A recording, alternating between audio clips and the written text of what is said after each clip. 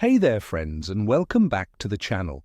It's your mate here with the one and only fishing forecast you're going to need for the week ahead from the 24th to the 30th of November 2025. I've been digging through the charts, the data, and drawing on a whole lot of experience to give you the inside scoop. And let me tell you, this isn't just another week. We're looking at a serious warm-up, stable weather, and a moon phase that gets my angler senses tingling. The question is, are we about to see the summer season kick off with a bang? Stick with me, because I reckon we are.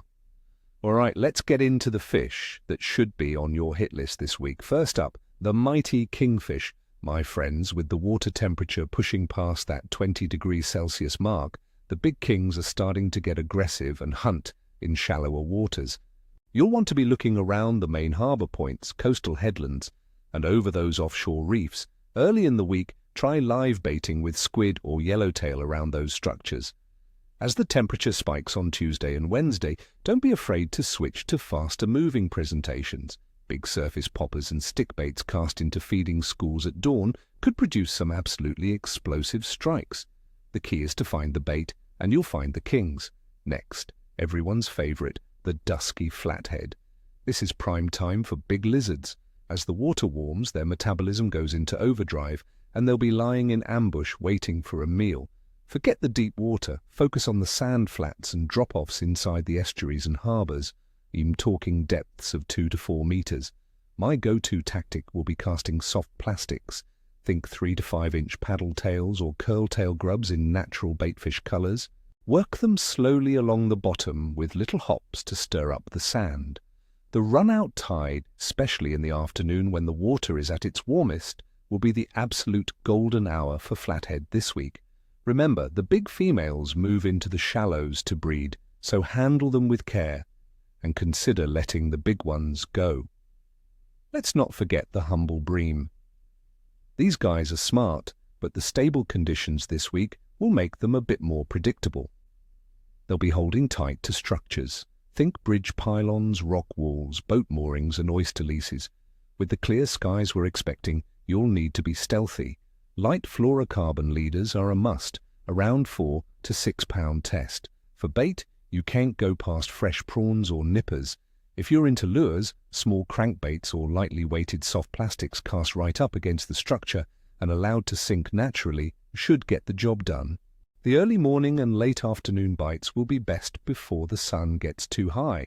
Now let's break down the conditions, because understanding why the fish bite is what separates the pros from the amateurs. The weather for the Sydney region is looking fantastic for fishing.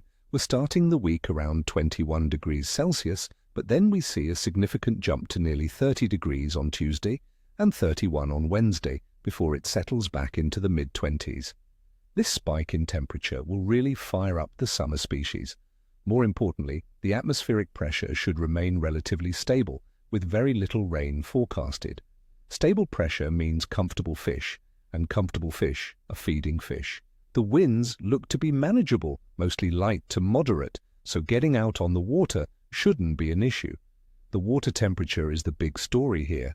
We're on that beautiful upward trend, likely sitting around 20 to 21 degrees Celsius. This is the magic number that triggers a lot of activity. It encourages baitfish to swarm into the harbours and estuaries, and the predators are never far behind. This warmth increases the metabolic rate of fish, meaning they need to eat more frequently. That's good news for us. Let's talk about the moon. We're coming off a new moon from last week, and this forecast period covers the waxing crescent phase leading right up to the first quarter on Friday the 28th. In my experience, this is a fantastic time to fish. The growing moon brings stronger tidal currents, which stirs up nutrients and gets the food chain moving. The days around the first quarter, particularly Thursday, Friday and Saturday, often produce very aggressive feeding windows, especially around the tide changes. Overall fish activity is on the rise. We are officially entering the pre-summer feeding frenzy. The winter species are moving on, and the summer powerhouses like kingfish and flathead are taking center stage. It's a time of transition and opportunity, so be ready to adapt your tactics.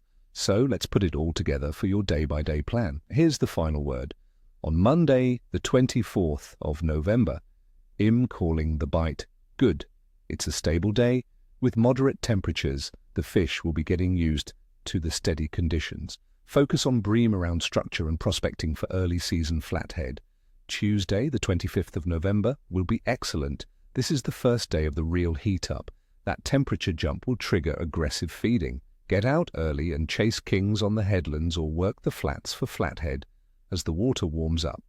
Wednesday, the 26th of November, is another excellent day. It's the peak of the heat and the bite should be on fire. Fish will be actively hunting. This is a great day for surface lures early in the morning for kingfish and salmon. Thursday, the 27th of November, the bite will be very good. As we approach the first quarter moon, the tidal flow increases. The temperature is still warm. It's a perfect all-around day for targeting any of our key species. Friday, the 28th of November, marks the first quarter moon. I'm rating this as excellent. The tide change will be the trigger. Be on your best spot right as the tide turns and you should be rewarded. This is a top day for a serious session. Saturday, the 29th of November, looks very good. The fishing will still be hot, benefiting from the lingering effects of the first quarter moon. It's a weekend, so expect more boat traffic, but the fish will still be chewing. An early start is your best bet. And finally, Sunday the 30th of November, I'm rating as good. The conditions remain stable and pleasant. The bite might be a little less frantic than the previous days, but there will still be plenty of fish to be caught. It's a great day to take the family out for a relaxed session. So there you have it, my friends, a fantastic week of fishing on the horizon.